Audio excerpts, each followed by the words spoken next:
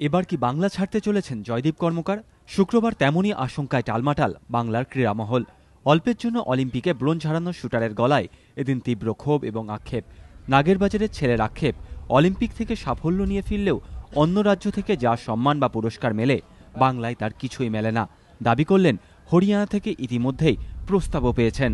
কিছু প্রস্তাব পেয়েছি। আমি দিল্লিতে গেছিলাম অর্জুনার জন্য একটি ফাংশনে, সেখানে আমার সাথে কথা হয়, একজন এসে আমাকে অফার করে।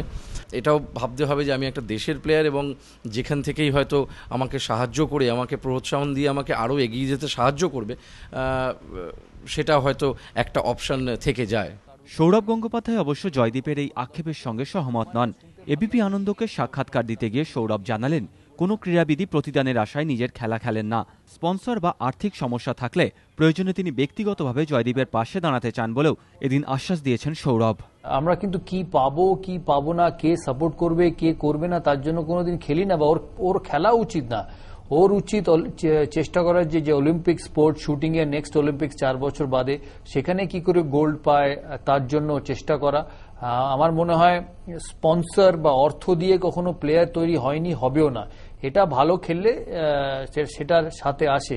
ওনাকে রিকোয়েস্ট করছি, যদি স্পন্সরশিপ কোনো প্রবলেম হয় উনি আমাকে বলতে পারেন, আমি ওনাকে নিজের তরফ থেকে হেল্প করতে পারি। অলিম্পিকে যাওয়ার আগে মহাকারণে জয়দীপকে সাহায্যের আশ্বাস দিয়েছিলেন ক্রীড়ামন্ত্রী মদন মিত্র। এদিন ফের তিনি জানিয়েছেন, জয়দীপের খেদ মেটাতে তাকে সাহায্য করতে চায় তাঁর দপ্তর। রাইফেল শুটিং বলতে কিছুই নেই, শুটিং রেঞ্জ নেই, কিছুই নেই, কিন্তু তার মধ্যেও আমি ক্রীড়ামন্ত্রী হিসেবে শুধু নয়, বাংলার একজন ক্রীড়ামোদী হিসেবে ওর কাছে অনুরোধ করব। ওর কাছে বাংলার মানুষ অনেক আশা করে এবং ওকে অনেক সম্মান বাংলার মানুষ উজাড় করে দিয়েছে ওকে ফিরে আসার পর। তাই একটু থাকুক, আমরা দেখছি, কিন্তু এখনই হরিয়ানা না যাওয়ার সিদ্ধান্ত নেওয়ার জন্যই আমি ওকে অনুরোধ করছি। অলিম্পিকে 4র্থ স্থানে শেষ করে ইতিহাসে ঢুকে গেছেন মিলখা সিংহ, পিটি উষারা। অথচ পদকের খুব কাছাকাছি পৌঁছেও রাজ্যের কোনো স্বীকৃতিও না পাওয়া জয়দীপ রাজ্য ছাড়ার চিন্তাভাবনা শুরু করে দিয়েছেন। নিঃসন্দেহে যা দুশ্চিন্তায় রাখছে বাংলার ক্রীড়াপ্রেমীদের। এবিপি আনন্দ।